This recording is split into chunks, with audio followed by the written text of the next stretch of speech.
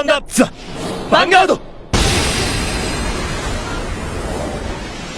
Hey Cardfighters, Chris here from Vanguard Central, bringing you our updated Hyakki Vogue Murakumo deck profile. We got some extra swag from the Fighters collection to help make the deck a little bit better. We have our starter is Onifundo. We're running 3 of him so that we can search him out from the deck where he really shines. Going back to your hand, getting a lot of cards, and also setting up the field for later plays. We'll start with the strides real quick. We have 2 Kagamichishi. He's really good for getting extra attacks off. Basically lets you get 5 attacks off if you get that crazy column, so super good first stride. We have 3 of the Hyakki Vogue stride, because it kind of combos into itself if you have the right setup. So you can stride, as many times as you want. And then we have 3 Homura Raiders. 3 because you can do that. I don't know if you guys have heard about it, you'll probably get it. There's a weird thing where Victoplasma and Ace can flip themselves up for Counterblast 2 and then Counterblast 2 again and get the skill for GB2 right away. Homura Raider can actually do that as well. So we run the 3 just to surprise our opponents. Don't really have to use all 3. So, even if you don't, you have like 1 extra, which isn't too bad. I'm still thinking a little bit about this because I kind of want to try running Blizza, because we do run Yasui in the deck and that's going to set up the GB2 really easily. For the grade 3s, we're running 4 Hyakki Vogue Reverse. Obviously the main boss card. The Limit Break 4 is going to really help push late game. 21 to the whole front row can devastate people really quickly. And also the locking is really useful because if you call a copy of something and then you lock it, then it won't go back to the deck at the end of turn, so you get to keep that card. For the other grade 3, we're running 3 Yasui. As I said, combos really well with Onifundo, combos really well with Kagamijishi. So it's an extremely good backup, and we can search it out if we really need to with a stride fodder. For the grade 2s, we have 4 of the Amber Clone Runestar. He's really good for kind of building more advantage since the card you call goes back to your hand, and also getting some extra multi-attack plays off. Next we have 4 Oboro Keeper.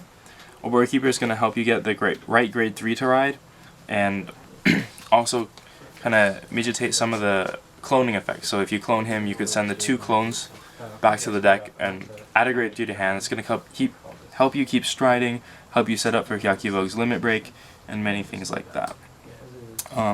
Counterblast is kind of variability of an issue. Sometimes you use a ton, sometimes you don't use that much. So that's why we're running 4 white mains, because in the case where you do go through all your counterblasts, you're going to have an ability to recover it and keep your power plays going. For the grade 1s, we have 4 unflipping perfect guards, again to kind of keep the counterblast in check. We have 4 stride fodders. This card's super important. It helps you get Yasui if you need it. It's also super important because in late game scenarios or any scenario, you might be in Hyakki Vogue and you're like, I want to use a Limit Break. Oh no, but I really want to stride. And it's important to have those options available rather than being forced into one because you just can't. And then lastly, for our grade 1s, we have 4 Oboro cards. Really like this card. It helps you set up aggressive early plays. It's going to set up for Oboro Keeper early to kind of fix if you don't have a grade 3. That can really help you out. And overall, just a really good card. Helps out with basically every single play in the deck.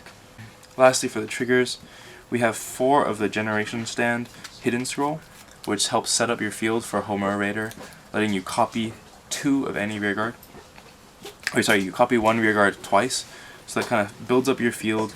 You can use it with Hyakki Vogue to lock the 2 that you call, to kind of just generate a lot of cards, so that's very good.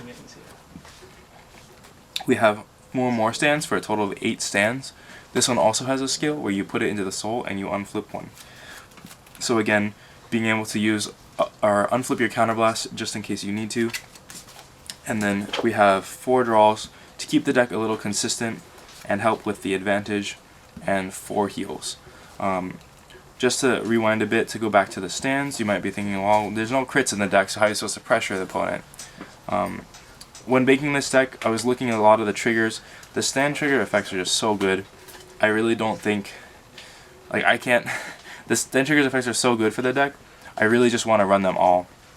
because you could clone this stand and then unflip 2, you know, keeping it because the cards don't go back to the deck, and it just works very well. The multi-attack plays really catch people off guard and can whittle down your opponent's hand, while you get to keep a lot of it because you're locking your clone cards and things like that. So it works out really well. Don't judge until you have tried it, but again, you know, crits are super powerful. Thanks for watching. Hope you guys like the deck profile. Let us know what you think down in the comments below. Give us a thumbs up, it helps out a lot, and subscribe for more content. Vanguard Central, out.